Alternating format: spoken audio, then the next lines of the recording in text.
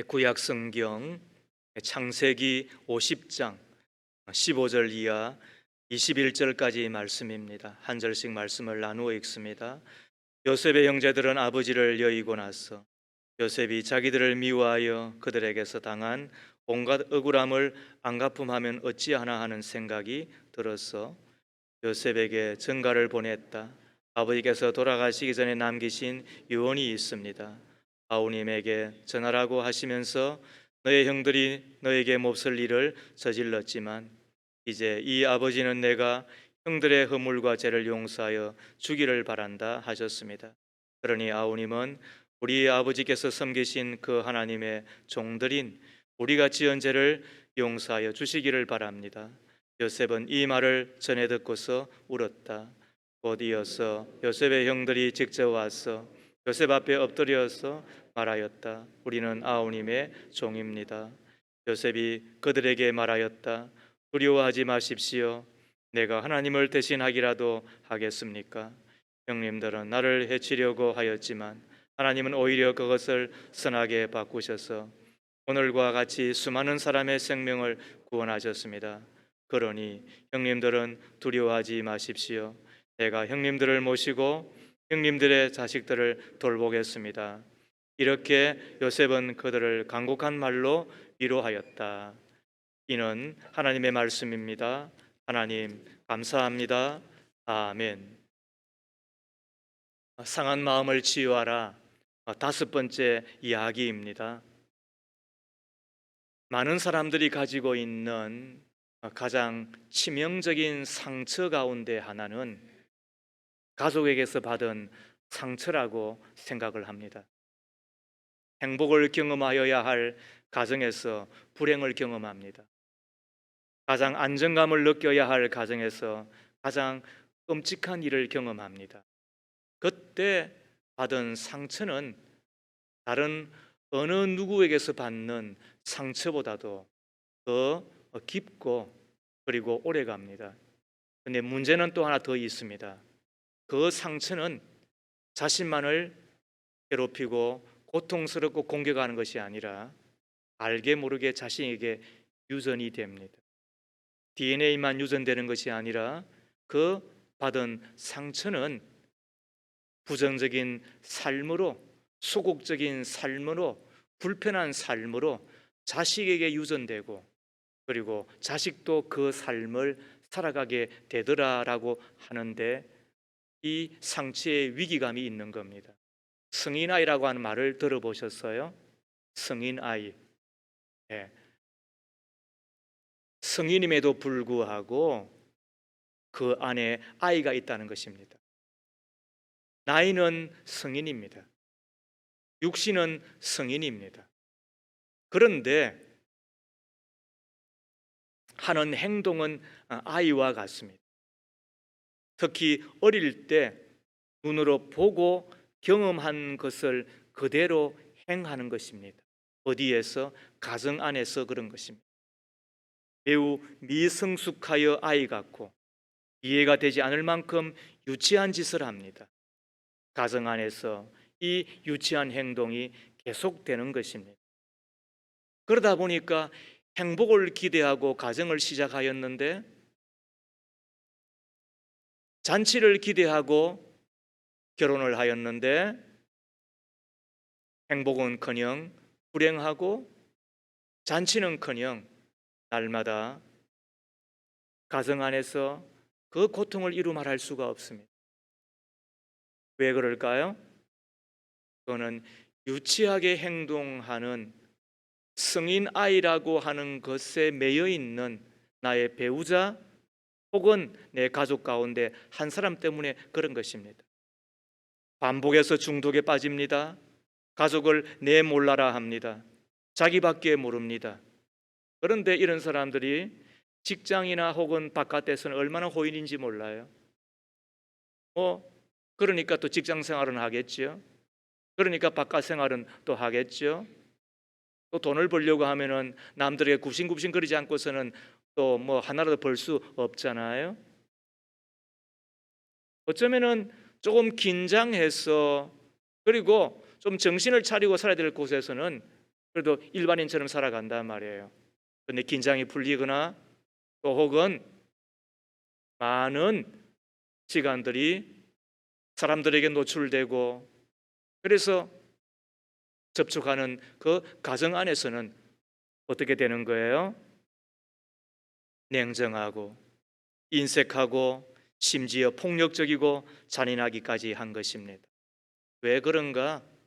어릴 때 부모로부터 받은 영향, 이것이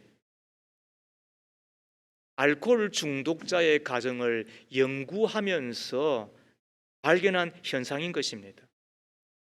알코올만 들어가면 폭력성이 나타나는 가정을 대상으로 연구하는 가운데 평소에는 그렇지 않았는데 술만 들면 매우 생소한 행동을 하더라는 것입니다. 연구를 거듭하는 가운데 발견한 것이 어릴 때 부모님으로부터 받은 영향, 부모님이 했던 행동을 그대로 따라하는 것.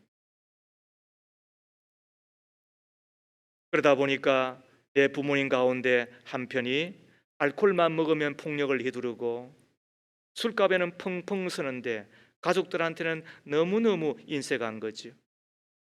도박에는 돈을 물쓰듯 하는데 자식 교육에는 너무너무 인색한 거죠. 외도를 하는 데는 살림을 거들내는데 자식에게는 무관심하고 가족에게는 냉정한 거예요. 근데 문제는 뭐라고요? 그게 자식한테 대물림 되더라는 거예요. 미워하면서 배우고 미워하면서 닮아간다는 이야기가 있잖아요. 미워요. 나는 저렇게 하지 말아야지. 그런데 자기가 어른이 되어서 가정을 이루면 가정 바깥에서 혼전 산다 이야기했죠. 왜? 그러지 않으면 못 사니까. 그런데 가정 안에서는 어떻게 한다고요? 어쩌면은 편하고, 그리고 또 긴장을 풀 수 있는 곳이니까. 그리고 시간들이 많이 노출되어 있으니까. 24시간 그렇게 하면은 아예 처음부터 깨지고 말하겠죠. 그런데 아무튼 그 가정 안에서 미워하면서 배우고 미워하면서 닮은 아버지의 모습, 어머님의 모습, 부모님의 모습을 그대로 행하더라는 거예요. 그래서 성인이 되었는데, 분명히 어른이 되었는데 자신의 삶을 살아가는 것이 아니라 어릴 때 부모가 행하였던 그 모습을 보여주고 있더라는 거지. 그래서 연구자들은 다시 연구 끝에 이런 결론을 내렸습니다. 바로 어릴 때의 그 상처가 뿌리가 되어 어른이 되어서 나타나는 행동이다. 성인 아이. 그래서 역기능 가정의 쓴뿌리다, 이렇게 말을 하는 거예요. 뿌리는 감추어져 있잖아요. 그렇지만은 엄밀한 가운데 자라잖아요. 나중에는 잎이 피고 꽃이 피고 열매가 되잖아요. 그런데 뭐예요? 사과 같으면 얼마나 좋겠어요? 다니까. 배 같으면 얼마나 좋겠어요? 시원하니까. 복숭 같으면 얼마나 좋겠어요? 말랑말랑하니까. 그런데 쓴뿌리에서는 뭐가 나타난다고? 여기서 쓰다는 이야기는 맛이 쓰다는 것이 아닙니다. 비참하다는 뜻인 겁니다. 여기서 쓰다고 하는 이야기는 상대방에게 고통을 준다는 것입니다. 왜? 뿌리가 쓰니까 그렇다. 그걸 언제 배웠다? 내가 어릴 때 누구로부터? 내 가까운 부모로부터, 혹은 선생님일 수도 있고, 물론 형제일 수도 있겠죠. 그러나 아무튼 연구가들은 이야기하기를 어릴 때 보고 혹은 듣고 혹은 내가 경험한 것을 미워하면서도 담더라는 거예요. 그리고 닮은 것을 내 가정 안에서 어떻게 하더라? 내 자식에게 또 보여주고 있더라. 근데 문제는 뭐라고요? 내 자식도 그걸 닮아가는.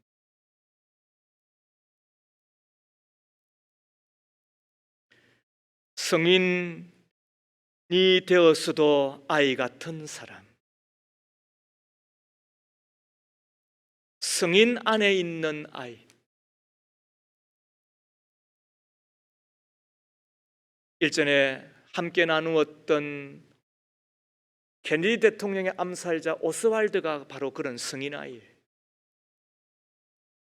유대인을 600만 명을 학살하는데도 눈 하나 깜짝하지 않았던 히틀러가 바로 그런 성인아이예요. 엄마 그러지 마세요. 그런데도 불구하고 유대인 남자와 함께 외도를 하는 것을 지켜보면서 싫으니까 그만두라고, 미우니까 거치라고 이야기하였음에도 불구하고 계속하는 그 어머니를 보고 어떻게 한다고요? 나중에 유대인을 정오하게, 다 정오한다 다 죽이는 건 아니에요. 문제는 힘이 있을 때가 문제인 거예요. 힘이 없으면 인생은 어쩌면 겸비할 수 있어요. 그런데 문제는 나름 힘이 있다고 여길 때. 그런데 개인적으로 가장 힘 있는 곳이 어디예요? 가정이잖아요. 바깥에 나가면은 찍소리 못 하면서. 그게 참 우리 가운데 있는 비참함인 거예요. 그런데 가정 안에서 다 벗고도 부끄럽지 않고, 그죠? 빈털터리로 올 수 있는 곳이 가정인데, 그래서 낙원인데, 그런데 그것이 자기한테는 어떻다? 폭력의 현장, 전쟁터가 되는 거야. 왜? 선뿌리 때문에 그런 거야. 빌 클린턴 대통령에 대한 연구가들도 이 이야기를 하는 거예요. 그는 위대한 미국을 제창했던 대통령이잖아요. 그런데 대표적인 성인아이라고 이야기를 해요. 그는 열심히 있는 침례교 신자였습니다. 그런데 재임 기간 내내 여자 문제로 스캔들에 휘말리게 되지요. 그것은 클린턴 자신의 문제이기도 했지만 근본적으로 잘못된 부모로부터 받은 마음의 상처와 쓴뿌리의 결과였다라고 이야기를 하는 겁니다. 그는 불행한 과거를 가지고 있습니다.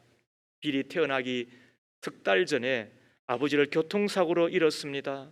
어머니는 빌을 낳은 후 친정 아버지에게 아이를 맡기고 돈을 벌기 위하여 뉴 얼리언스로 떠납니다.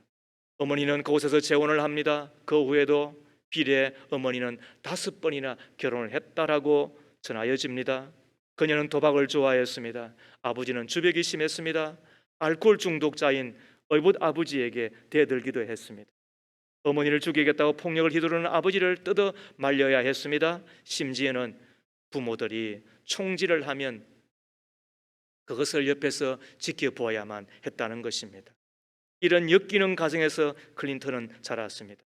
그럼에도 불구하고 그 불우한 가정 환경을 이겨내고 대통령까지 되었습니다. 대단하잖아요. 그러나 문제는 뭐예요? 여전히 그 안에 뭐가 있더라? 아이가 있더라. 이것이 성인 아이라는 거예요. 다 그런 건 아니에요. 또 다 그렇게 살아서도 안 돼요. 안 사는 사람이 많아요. 그러면 천만다행이라 그러는 거예요. 우리는 그렇게 살아야죠. 그러나 만에 하나라도, 또 혹은 열에 하나가 되면 더 하잖아요.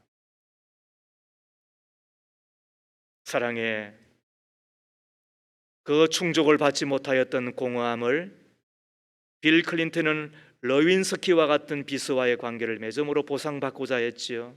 외적으로는 성공했지만은 내적으로는 치유받지 못한 불행한 모습을 보여주었다. 어느 누군들 자유로울 수가 있겠습니까만, 그러나 생각하여야 될 것은 성인 아이가 치유되지 않으면 문제는 그가 이루는 가정과 그리고 함께하는 가족들은 너무너무 고통스럽습니다. 우리는 이런저런 이야기들을 목장 안에서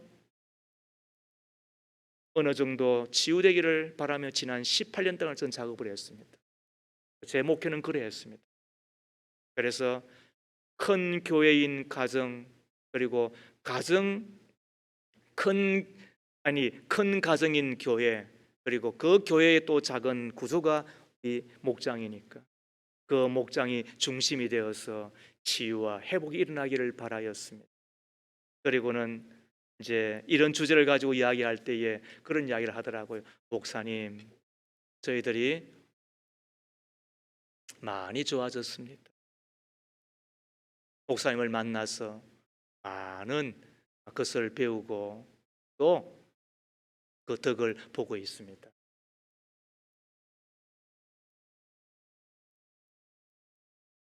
결혼 초기 혹은 처음에 살아가면서 이해되어지지 않는, 왜 저럴까? 이제 생각해 보았더니 그게 내 배우자 안에 있었던 성인아이였던 것. 그게 엮이는 가정에 자녀들이 경험하고, 그리고는 굳어져 버린 그 선뿌리 있더라는 거예요. 그럼에도 불구하고 목사님과 함께 또 목장을 하면서, 또 교회에서 상 공부들을 하면서 하나씩 하나씩 치유되고 새로워진 것을 보게 되었다, 이런 이야기를 하잖아요. 사랑하는 여러분, 가정에 흐르는 저주라는 말을 들어보셨죠? 예수 믿는 가정에 저주는 없어요. 왜? 모든 저주는 예수 안에서 다 떠났어요.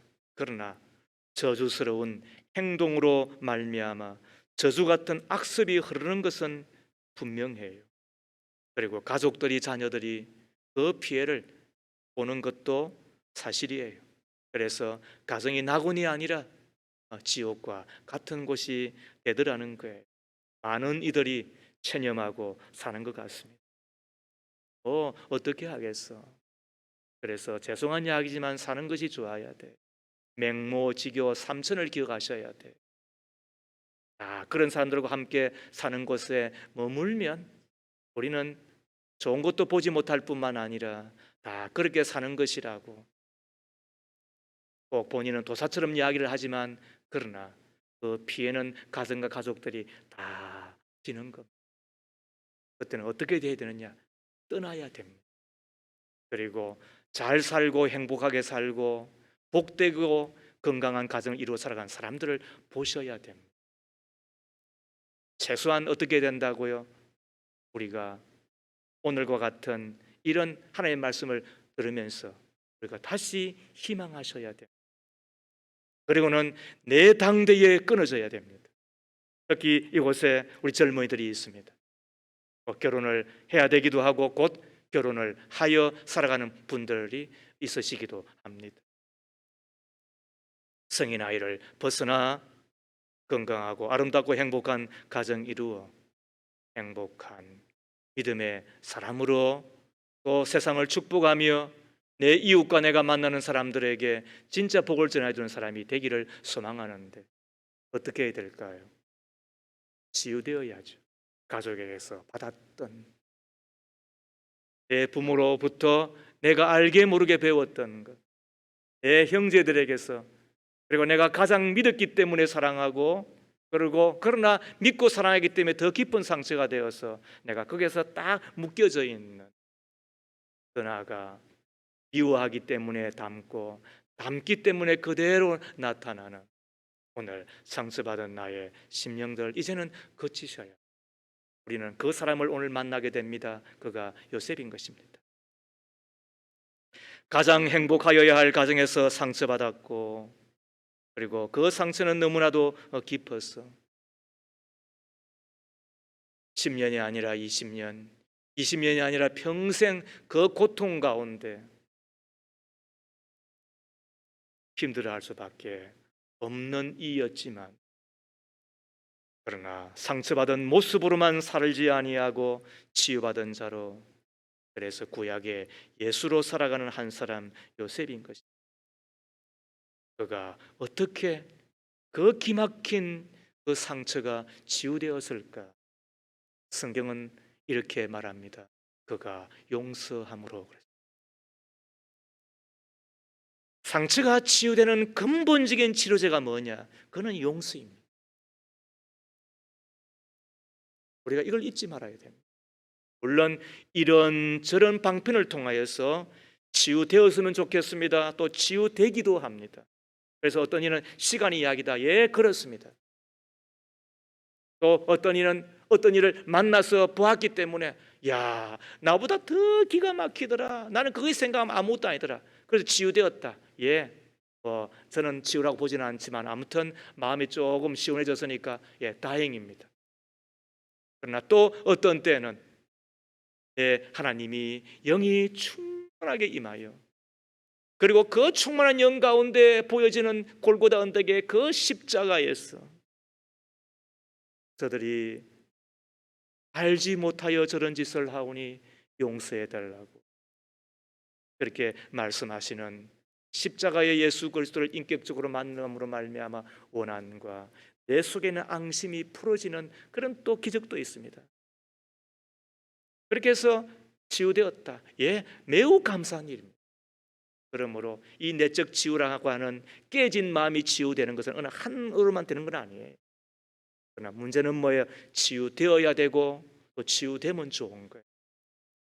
그러나 성경이 일정하게 그리고 꾸준히 그리고 집중적으로 가르치는 상한 마음을 치유하는 그 바탕 이룬 것이 뭐냐면 그거는 용서예요.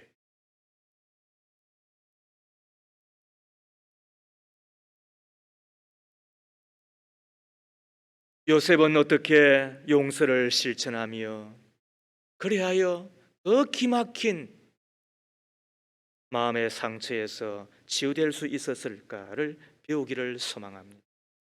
첫 번째, 용서는 과거의 아픈 상처를 하나님의 관점으로 바라보는 것입니다. 그때 용서가 시작이 됩니다. 그리고 용서를 계속할 수 있습니다. 잘 기억하시기를 바랍니다. 용서는 어떤 거라고요?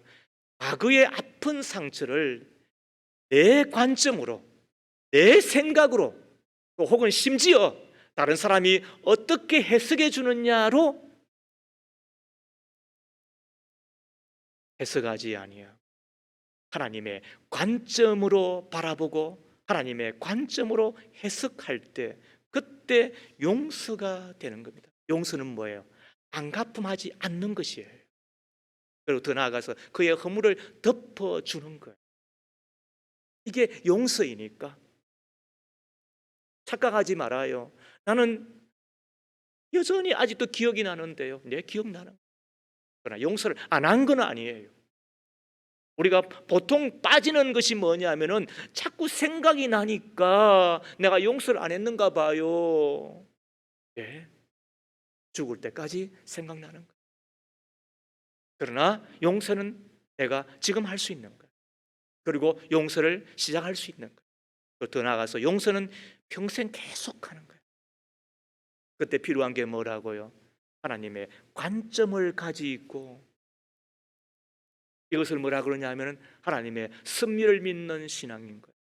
섭리가 뭐냐 하면 다스릴 섭자에 다스릴 리자예요. 하나님의 다스림. 이것을 위해서 필요한 것이 세 가지예요. 그게 뭐냐 하면 이거예요. 첫 번째, 하나님은 선하시고 항상 옳은 분이다. 두 번째로, 하나님은 나를 너무너무 좋아하신다. 세 번째로, 그러므로 나에게 일어난 일이 하나님의 뜻이 있겠지. 믿는 나에게 좋은 뜻이 있겠지. 이 세 가지를 붙잡는 것이 하나님의 섭리를 믿는 신앙이에요. 요셉을 보세요. 그는 11번째 아들로 태어나 아버지의 사랑을 독차지하였는데 그것이 빌미가 되어서 형제들의 미움을 받잖아요. 꿈꾼다는 것 때문에 그가 나중에는 어떻게 돼요? 구덩이에 떨어지고 그런 종으로 팔려가게 되잖아요. 미치고 폴짝 뛸 일이에요. 그곳에서 잘 살았는데 이제는 주인 마나님의 유혹을 물리쳤다는 것 때문에 상을 받지 아니하고 감옥에 들어갑니다. 그 상처의 종이 되었다고 한다면 여성 혐오증으로 결혼도 하지 않아야 될 거예요. 그런데 요셉은 과거의 상처의 종이 되지 않습니다. 가슴에 원한을 품고 복수의 칼을 갈지 않습니다. 그 상처로 자신의 삶을 포기하지도 않았습니다. 하나님께서 그를 인정하시고 그릇이 되니까 애굽의 총리가 되잖아요. 여러분, 동장도 아무나 되는 게 아니에요. 그죠? 군수는 더 힘든 거예요. 도지사는 더더욱 힘든 거예요. 자격이 안 된 사람이 지위를 차지하면 그거는 칼이 되는 거예요. 하나님께서 요셉을 애굽의 총리로 세웠다고 하는 이야기는 그릇이 되니까, 자격이 되니까 합당한 지위를 주신 거죠. 무엇으로 말미암아 그가 과거의 상처에 매인 사람이 아니라, 복수의 칼을 간 사람이 아니라, 그 힘을 가지고 그 자리에서 용서할 줄 아는 사람, 그 그릇이 되었기 때문에 그 지위를 맡겨주신 것이다 보면 어떨까? 어떻게 그것이 가능했을까? 15절 이하 말씀을 제가 다시 읽습니다. 요셉의 형제들은 아버지를 여의고 나서 요셉이 자기들을 미워하여 그들에게서 당한 온갖 억울함을 한가품하면 어찌하는 생각이 들어서, 참, 그러고 보면 우리가 어느 정도는 생각하고 사세요. 나에게 상처를 준 사람이 누구이든 간에 그 사람은 평생 알게 모르게 고통을 당합니다. 언제 저가 나에게 안갚음하나, 그가 나에게 안갚음을 안 한다 하더라도, 야, 내가 이렇게 하다 혹은 사고 당하면 어떻게 하나, 혹은 내가 덤프들이고 와서 날 덮치면 어떻게 하나, 그죠? 내가 혹시 졸아가지고 삐끗하면 어떻게 하나. 그게 끝내는 선한 양심이 있기 때문에 평생 그런 고통을 당하는 거예요. 그래서 끝내는 뭐예요? 쌤쌤이다 이놈아, 이렇게 되는 거예요. 우리가 그렇게 살아서는 안 되지만, 그러나 아무튼 여러분들이 드리는 위로의 말씀인 거예요. 이들이 보세요. 이미 창세기 45장에 보면 용서받았잖아요. 그런데도 불구하고 다시 수년이 아니라 십수년이 지나고 자기 아버지가 돌아갈 때쯤, 그죠? 그때도 전가를 보내어서 하는 이야기가 뭐예요?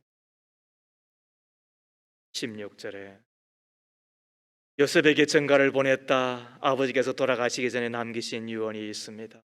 아우님에게 전하라고 하시면서, 너의 형들이 너에게 몹쓸 일을 저질렀지만 이제 이 아버지는 내가 형들의 허물과 죄를 용서해 주기를 바란다.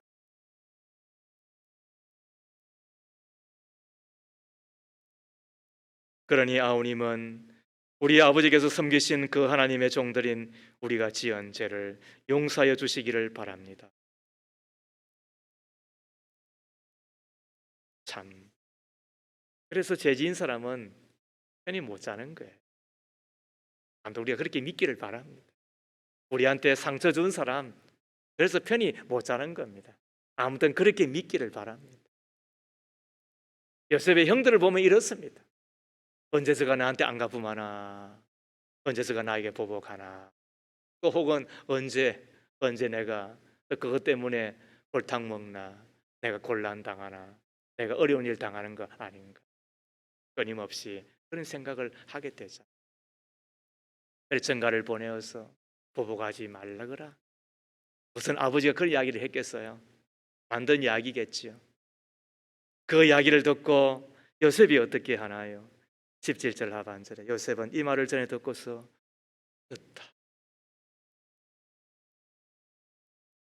이 말을 저는 생각하면서 참 요셉이 착한 사람이다.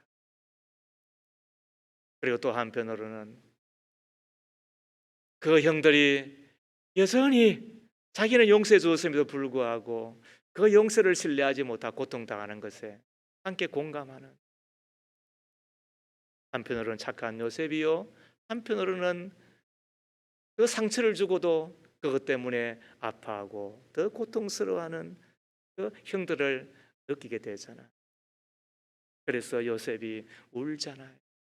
그러면서 이어지는 이야기가 참 우리의 가슴을 먹먹하게 하는 것. 18절에 곧 이어서 요셉의 형들이 직접 와서 요셉 앞에 엎드려서 말하였다. 우리는 아우님의 종입니다. 19절에 요셉이 그들에게 말하였다. 두려워하지 마십시오. 내가 하나님을 대신하기라도 하겠습니다. 형님들은 나를 해치려고 하였지만 하나님은 오히려 그것을 선하게 바꾸셔서 오늘과 같이 수많은 사람의 생명을 구원하셨습니다. 이걸 뭐라 그런다? 꿈보다 해몽이라 그런다. 사건보다 해석이라 그런다. 이것을 과거의 상처에 대하여 자기의 생각을 가지고 자기의 관점을 가지고 인간적으로 풀지 아니하고 어떻게 해석한다고요? 하나님의 관점. 왜 하나님은 이 일을 나에게 일어나게 하였을까?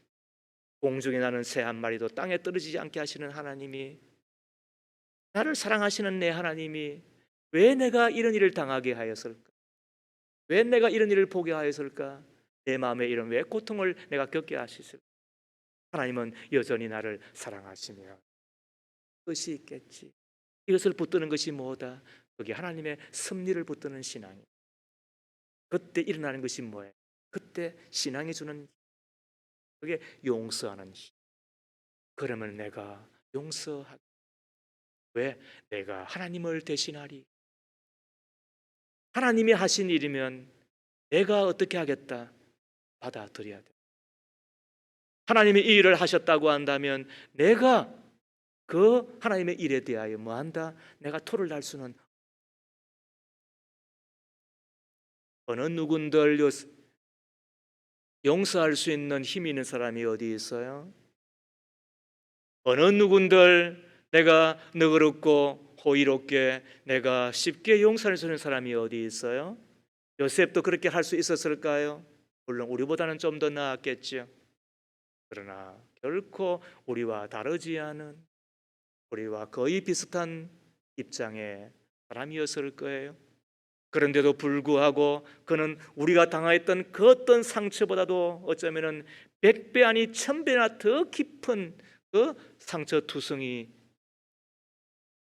그것 때문에 신음하며 보복하며 반드시 안갚음하며 지금은 어떤 처지예요? 힘마저도 있잖아요. 그런데도 불구하고 그 힘을 칼로 쓰지 아니하고 어떻게 한다고? 싸매고 그리고는 고치고, 그래서 덮어주는 것으로 쓰는 요셉에게 가능했던 이유가 뭘? 그런 하나님의 섭리를 믿는 신앙. 세 가지만 꼭 기억하세요. 하나님은 선하시고 항상 옳은, 그 하나님이 나를 너무너무 좋아하시. 그러므로 내가 당하는 이 어처구니 없고 이해되어지지 아니하고 너무너무 고통스러운 것마저도 하나님 안에서는 뜻이 있겠지, 이유가 있겠지. 여러분, 어떤 때는 물질의 손해를 볼 때도 있잖아요. 그때 우리는 이렇게 해석하는 거예요. 혹은 내가 하나님 앞에 도둑질한 것은 없나? 내가 믿었던 사람들로부터 내가 공격을 당해요. 혹은 하나님께 내가 노여한, 하나님이 노여한 것은 없나? 이것이 합리가 있으니 되는 거예요. 그때 내가 용서할 수 있는, 왜? 내가 하나님을 대신할 수가 없기 때문에 그런 거예요. 그러므로 신앙은 뭐 하는 거다? 해석하는 것. 또 다르게 해석하는 것. 하나님의 눈을 가지고 하나님의 관점에서 해석하며, 그럼 어떻게 한다? 다르게 사는 것. 이것이 용서인 거예요. 두 번째로, 용서는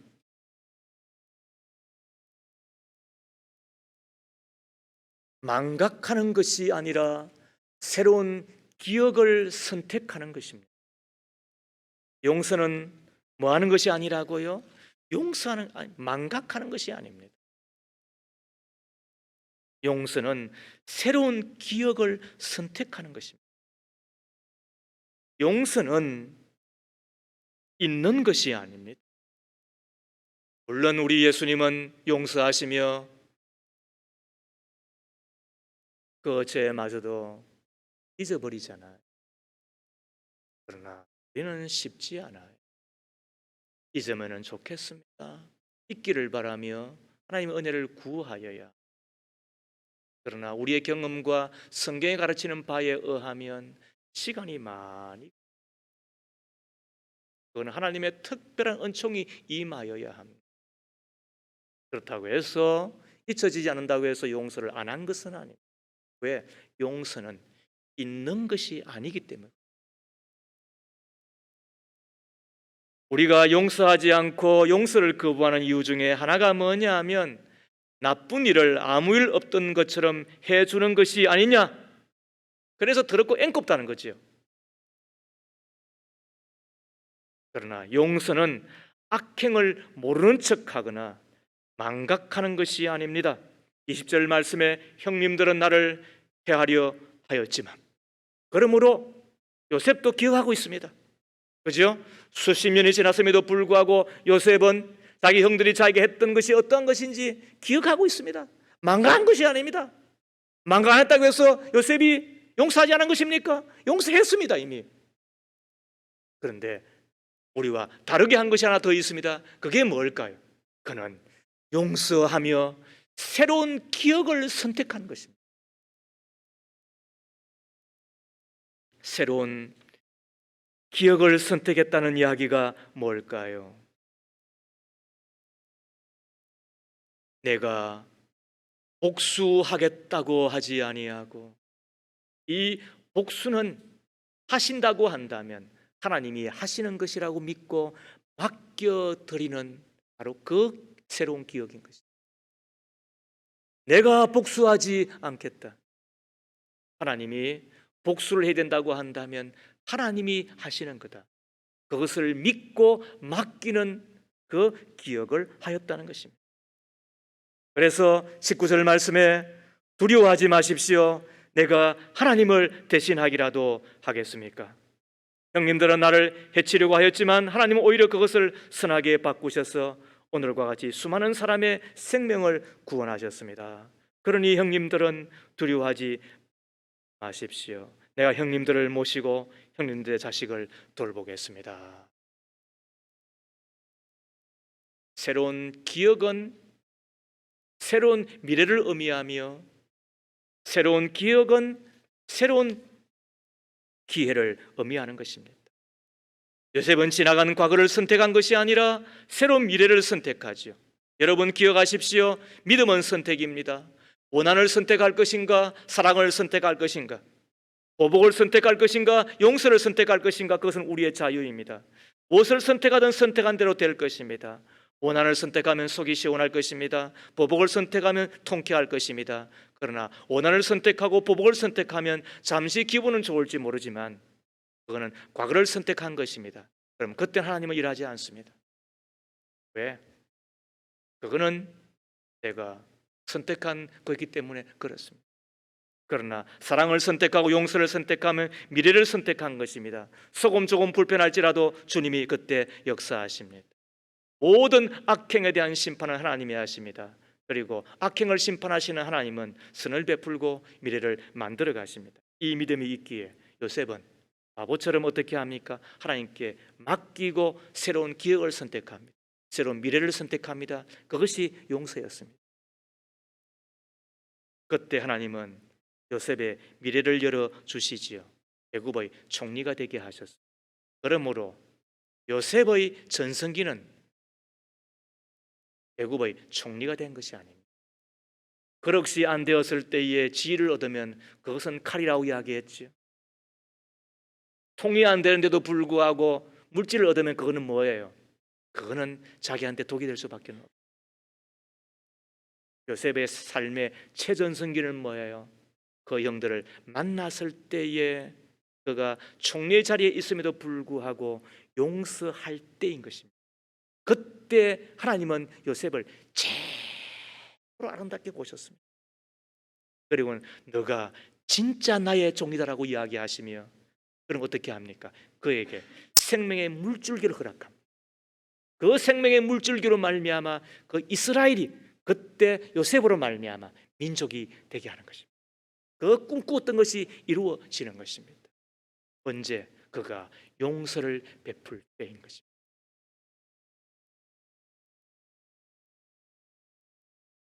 만일 요셉이 형들을 용서하지 못했다고 한다면, 용서하지 않았다고 한다면 그의 가문에는 죽음의 물줄기가 흘렀을 것입니다. 그러나 요셉은 생명의 물줄기를 붙잡았습니다. 새로운 미래를 열었습니다. 온 가문이 자신을 통해 살아나는 미래의 문을 바라보았기 때문입니다.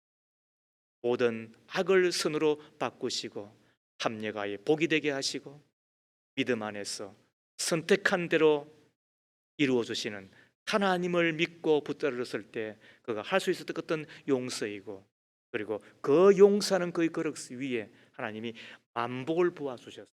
그래서 구약의 작은 예수입니다. 뿐만 아니라 가장 아름다운 사람 요셉이 된 것입니다. 하나님은 결코 공짜가 없습니다. 믿음대로 해 주시는 것입니다. 하나님은 상천하지 아니 계신 곳이었고 전지전능하신 분이시지만 하나님의 선하심과 인자하심은 믿음 안에서만 역사하지요. 그러므로 믿음이 있으면 하나님은 당신의 선하심과 인자하심을 나타내 주실 것입니다.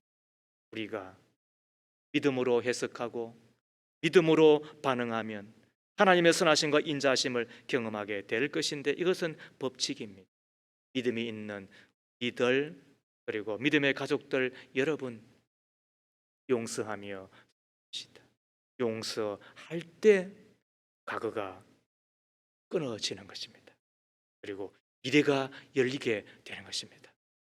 용서하며 살아갈 때에 내 안에 있는 모든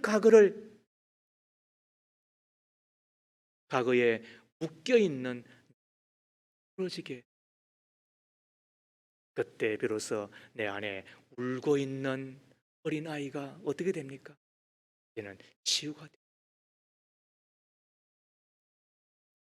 초음 모임이 오늘은 없어서 매우 안타까워요.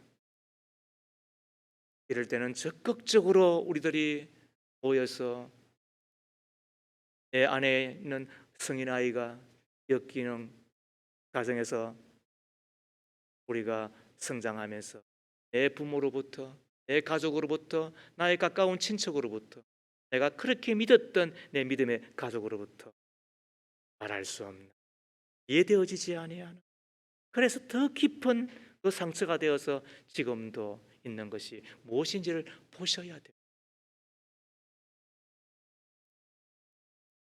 우리 권사님 한 분이 처음 모임에서 병원에 다녀온 이야기를 하면서 그 병원에서 백을 짚었더니 그 한 의사가 하는 이야기가, 왜 이렇게 기진해 있느냐고, 왜 이렇게 기운이 없으시냐고 그랬다는 거야. 왜 그렇게 근심하는 게 있느냐고 그랬다는 거야. 그래서 의사한테 그랬대요. 그런 거 없는데요 그랬다는 거예요. 그런데 상한 마음을 치유하라고 하는 이 시리즈 설교를 듣는 가운데 아닌가 봐요. 내 속에 알게 모르게 그런 게 있는가 보아요. 여러분, 이것이 자인인 것입니다. 이것이 요한 1서 1장 9절에서 이야기하는 자백인 것입니다. 하나님께서 나에게 말씀하시면 하나님이 옳다라고 받아들이고, 그리고는 내가 주님 앞에 다시 그렇습니다 주. 그리고는 나를 보아야 되는 거예요. 내 속에서 울고 있는 성인, 그리고는 앉아 주어야 돼. 얼마나 힘들었느냐, 얼마나 상처가 많았느냐, 얼마나 울고 싶었느냐, 내 안에 있는 아이를 주셔야 돼.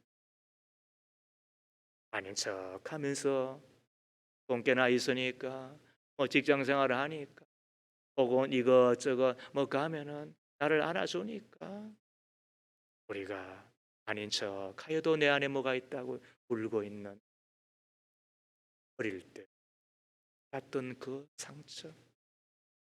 그런 의미에서 저도 두 아이한테 미안한 게 많죠. 내 아버지한테서 알게 모르게 내가 보고 배웠던 것 그대로 행한 거에 많이 있어요. 이 자리를 빌어 미안한 마음을 전하고, 그리고 또 이런 기회를 통하여서 혹은 그 마음속에 있는 울고 있는 아이들이 치유되었으면, 그래서 내 두 아들 가정은 건강하고 행복한 삶을, 그리고 낳는 그 자식들은 더 밝고 행복한 삶을 살아 진짜 복된 이 시대의 요셉이 되었으면 좋겠습니다. 기억하십시오. 가족으로부터 혹은 믿었던 사람들로부터 받았던 그 상처는 깊고 오래가죠. 그러나 그것으로 그치는 것이 아니라 내 가족, 특히 내 자손 가운데서 끊임없이 영향을 미치고, 그리고는 유전되듯이 그도 그런 삶을 살아가. 이 생각해 보세요. 왜 저럴까? 내 시어머니가 그래서 그러나? 내 시아버지가 해서 그러나? 내 장인 장모가 그래서 그러나? 그런 거 생각해. 그러면 가방만 하지 말고 이제는 어떻게 된다고요?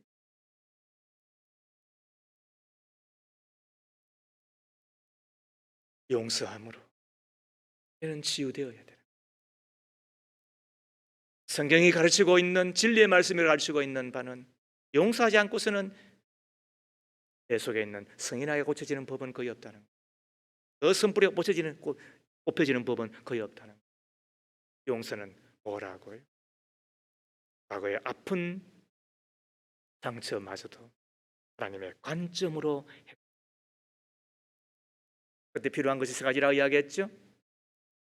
하나님은 선하시고 항상 옳다.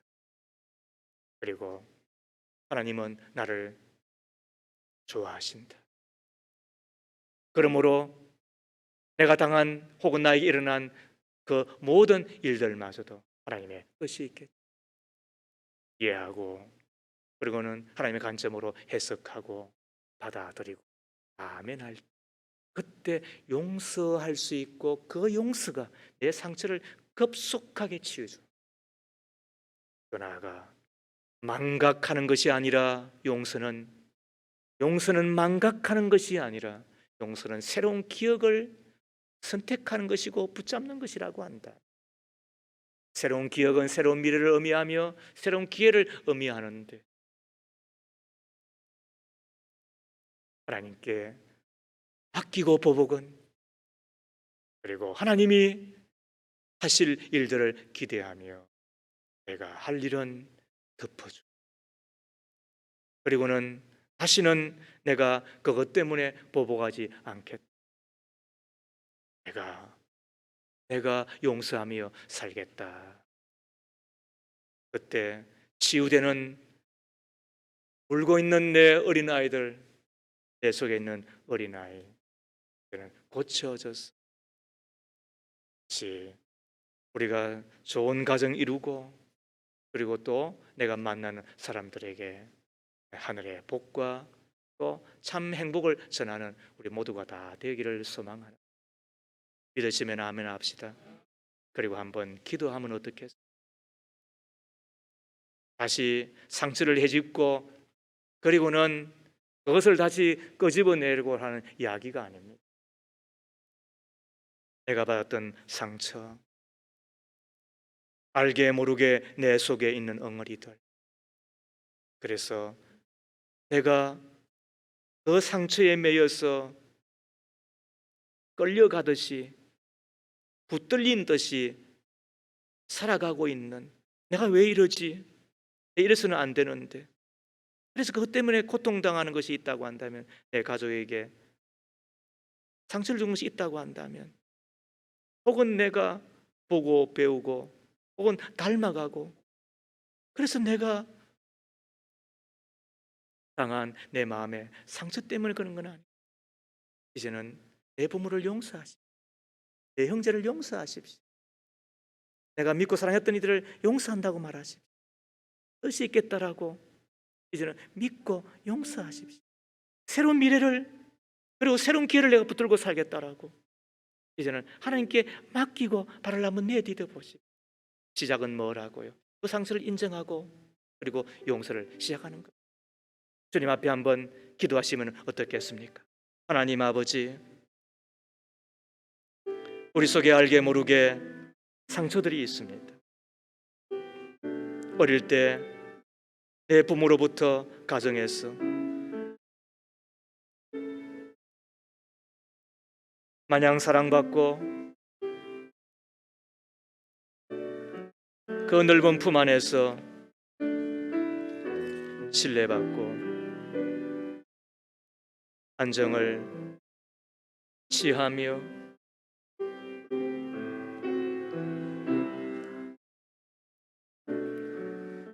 자라가야만 되고 또 성장하여야만 하고 건강하고 행복하고 아름답고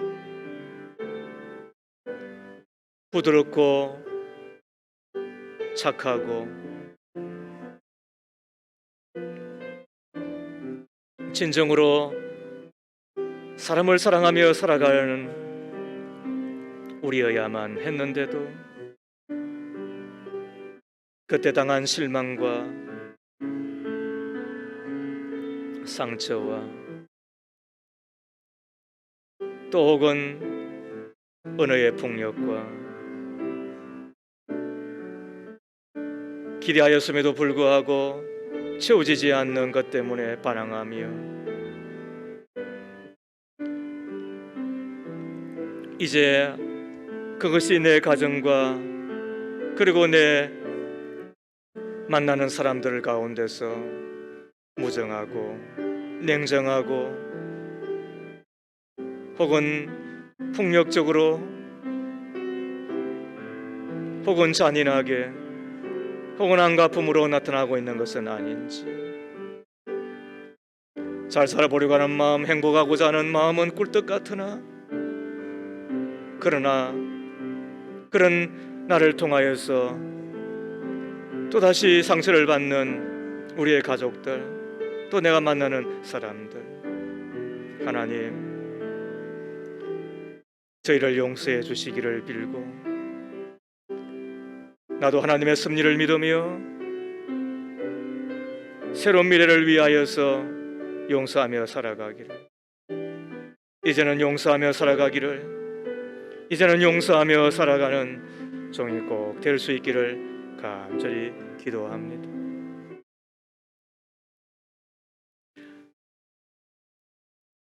하나님,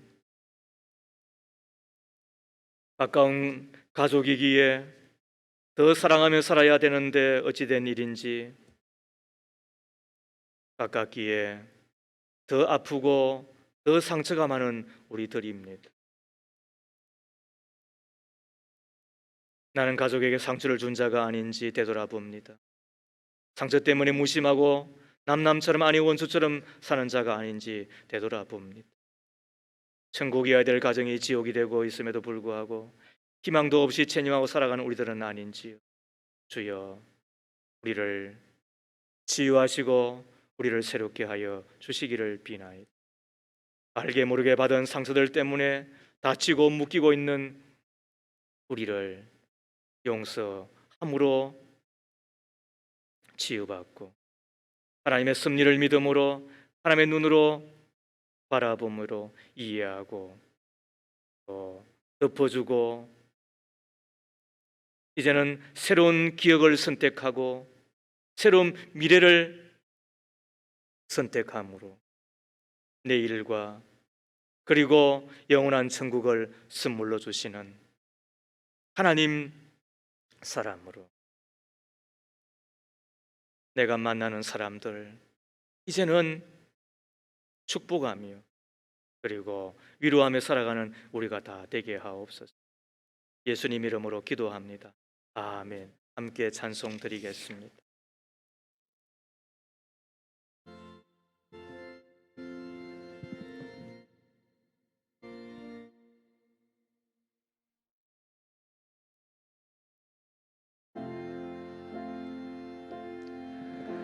마음이 상한 자를 고치시는 주님, 하늘의 아버지 날 주관하소서. 주의 길로 인도하사 자유케 하소서. 새 일을 행하사 분케 하소서. 의에 줄이고 목이 마르니 성령의 기름 부으소서. 위에 줄이고 목이 마르니 내 잔을 채워 주소서. 성령으로 채우사 주보게 하소서. 주의 임재 속에 은혜 알게 하소서. 주 뜻대로 살아가리 세상 끝날까지. 나를 빚으시고 새날 열어주소서. 위에 줄이고 목이 마르니 성령의 기름 부으소서. 위에 줄이고 목이 마르니 내 잔을 채워 주소서.